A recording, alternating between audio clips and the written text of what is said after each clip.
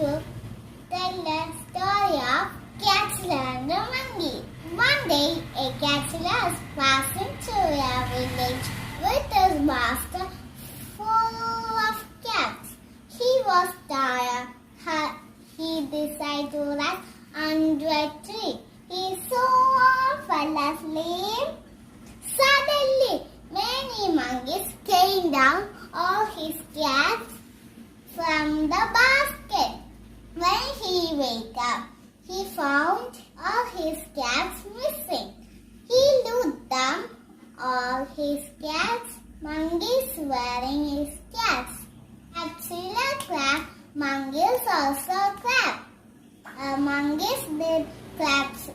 What? Catsila did.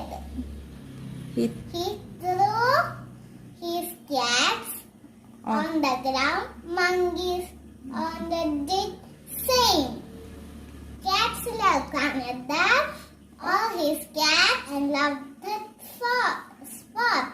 them. A moral of the story is we should always think to solve problems.